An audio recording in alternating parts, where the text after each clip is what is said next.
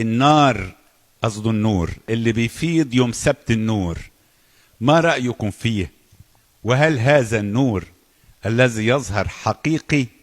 بعض الطوائف لا تؤمن به، وأنا اليوم كنت أسمعك تتكلم عن النار الذي سوف ينزل من السماء، الذي سوف يحرق الذبيحة. صاحب السؤال ربط النار بالنور، دي نمرة واحد. نمرة اتنين، لو كان النور اللي بيظهر يوم سبت النور خدعة ومش حقيقة، مين اللي ماسك دولة فلسطين؟ إسرائيل. ده إسرائيل كانت فضحتنا بجلاجل، ده إسرائيل بتطلع وتنبش وتطلع كل اللي يهين أي دين غير دينهم.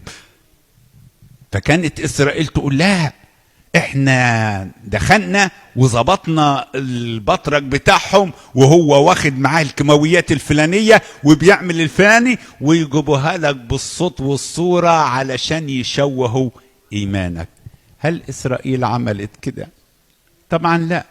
وبعدين لعلمكم، يمكن شفتوها في التلفزيون، البطرك بيقلع كل هدومه وما بيبقاش غير باللبس الداخلي ويفتش، بيفتشوه بالكامل. ايه اللي بيحصل؟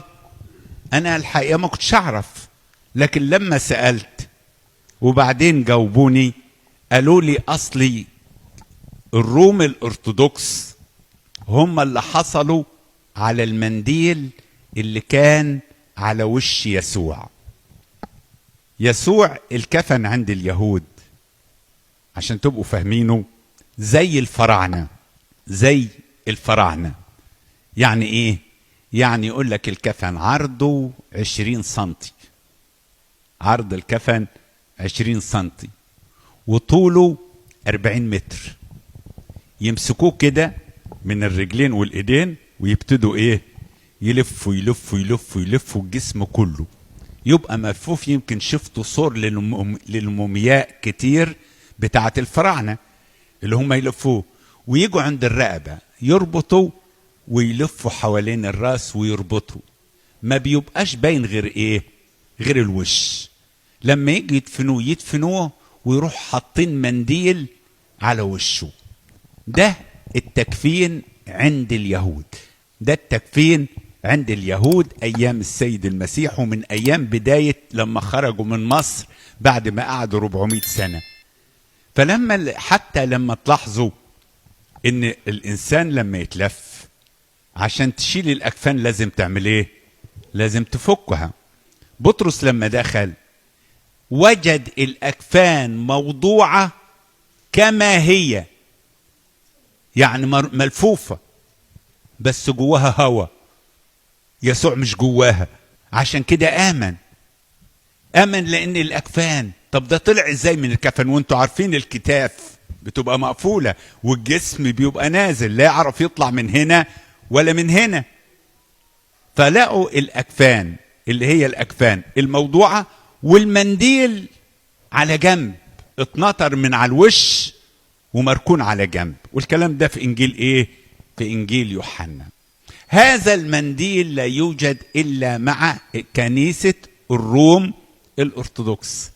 فبيدخل البطرك بتاع الروم، وبعد ما يدخل ياخد معاه المنديل ويقعد يصلي. صلواتهم ايه؟ ما بيقولوهاش لحد، هم بيصلوا. وبعدين يروح ماسك المنديل وحطه مكان الراس على المصطبة اللي راحوا القدس شافوا، على المصطبة اللي كانوا منيمين عليها يسوع، كانوا منيمينه على مصطبة. يروح حاطط المنديل، وبعد ما يحط المنديل ويقعد يصلي المنديل يتنتر في الجنب اللي كان فيه، وتطلع كورة من النار لبره وتطلع للناس كلها، والناس تبتدي تولع، والبطرك الشمع اللي معاه بيولع، والناس اللي فوق بينوروا قبل اللي ايه؟ قبل اللي تحت.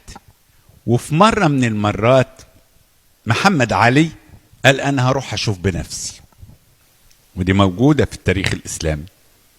قال أنا هروح أشوف إيه اللي بيحصل هناك. وبعدين محمد علي كان ماسك مصر والشام، يعني كانوا الاتنين ملكيته، كانوا الاتنين ملكيته، يعني يتصرف زي ما هو عايز. فلما راح هناك طبعا يوم سبت النور، والناس اللي رايحة ودافعة دم قلبها عشان تاخد بركة النور بتاع يوم السبت، وأول ما وصل طلعوا الناس كلها من الكنيسة وقفل البيبان، والناس كانت بره بتعمل ايه؟ بتبكي. ده السلطان محمد علي محدش يقدر يتكلم، فالناس كانت حزينة يعني، والناس عندها بساطة يعني كأنهم خدوا بركة، يقولك لا لو ما شفناش النور كأننا ما قدسناش. وناس كتيرة لغاية دلوقتي تقول ايه الكلام ده.